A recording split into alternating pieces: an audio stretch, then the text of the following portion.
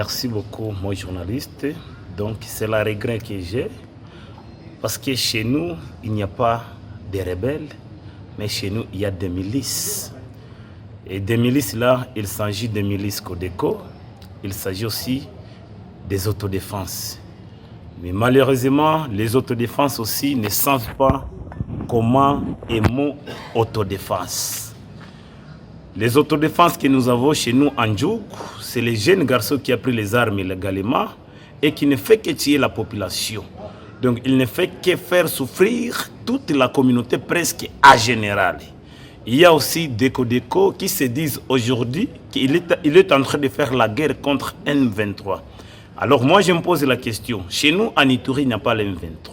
Mais nous sommes entendus du tout que les collaborateurs de M23 sont chez nous en Ituri, précisément en Djouk. Les autres commencent même à faire des formations du tout. Mais on se pose des questions. Dans notre pays, nous sommes informés presque que l'ennemi, c'est l'M23 soutenu par Paul Kagame. Lorsque toi, Iturier, tu te permets de soutenir l'ennemi de la République, d'office, toi aussi, tu es ennemi. Donc, lorsque Codeco se dit que lui, il est en train de chercher les collaborateurs de Corneille Nangaa chez nous en Ituri, bon, c'est une chose vraiment qui est tellement compliquée. Alors, nous demandons l'implication de notre gouvernement congolais.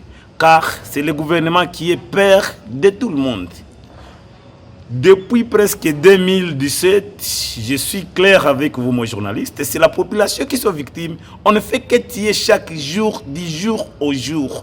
Les jeunes garçons partout, ils ont pris les armes, de commencer par Nice, Igabare, Mungwalo, Plito, Lodjo, Sayo, Njebi, partout les jeunes garçons sont là qui ont pris les armes illégalement. Et on se pose des questions. Où s'est passée cette arme-là? S'il y a la complicité de l'armée, d'accord. Donc les gouvernements doivent faire quelque chose de plus pour montrer la population. Combien de fois qu'on a besoin de la population? Parce que depuis que les gens là ont commencé à tirer, nous on se pose des questions. Finalement, le problème c'est quoi? Moi je suis d'Ndjouk, maintenant je suis à Bunia. Mais j'ai eu peur des massacres qui se passent à Ndjouk. Je ne veux pas risquer ma vie. C'est pour cela que je suis ici à Bunia. Mais vu l'intérêt de la population, je suis obligé de retourner dans ma base pour aller conscientiser la population, pour aller décourager tous les jeunes garçons qui ont pris les armes illégalement de déposer les armes. C'est la seule solution que moi je peux apporter au gouvernement. Donc si je vais sacrifier ma vie à Lodjo, moi je vais arriver. La fois passée j'étais à Lodjo. Au moins je vous parle, l'armée a libéré quelques entités là où il était, là où des miliciens Codeco avaient occupé pendant plusieurs jours. Mais les autres nous parlent que c'est la cause apparemment de l'or. Moi, je sais que ce n'est pas à cause de l'or. Il n'y a pas la volonté de certains leaders de la communauté. C'est un exemple typique. Moi, j'ai été clair lorsque j'avais dénoncé la disparition brusque des leaders de cette entité. C'est un exemple typique. Thomas Lubang, il y a aussi Ses Majestés Kawa. Mais par une grande surprise, il y a des messages qui sont en train de circuler sur les réseaux sociaux, soit disant qu'il y a un accident très grave dans Ses Majestés Kawa. Mais c'est parmi des problèmes graves chez nous. Et pourtant, lorsque tu es leader, tu es là pour conscientiser la population, pour transmettre les messages de la paix. Parce que nous sommes déjà à la guerre. L'ennemi est proche de notre province. L'ennemi là, c'est M23. Alors, lorsque toi, leader, tu te permets de disparaître de cette entité brusquement, sans communication, sans même les membres de la famille qui peuvent annoncer. Donc là, nous, la population, nous allons se poser beaucoup de questions. Alors, nous sommes surpris par rapport de la blessure de Ses Majestés et grand leader de la province, Papa Kawa.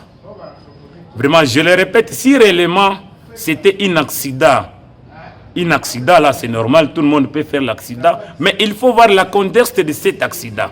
C'était quel accident? On se pose des questions jusqu'à maintenant. Mais il y a des sources de formation que nous sommes en train d'apprendre par-ci, par-là. Dit-on qu'il était quelque part aussi à connivence avec l'ennemi M23 qui est en train d'agresser notre pays. Mais moi je me pose la question, si c'est vrai, si ce n'est pas vrai, on se pose la question. Mais nous voulons demander à nos deux leaders qui sont à Kambala de retourner l'Ituri. L'Ituri a besoin de vous.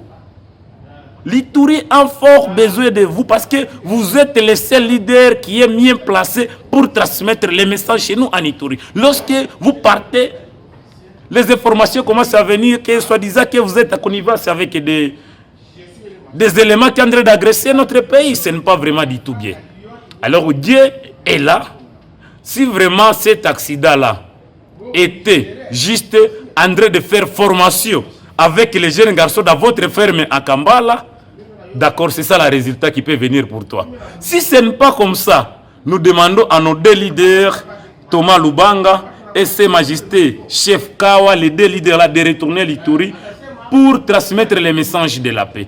Lorsque vous se permettez de dire que c'est à cause de l'administration militaire qui a laissé que vous n'êtes pas chez nous, c'est en Ituri.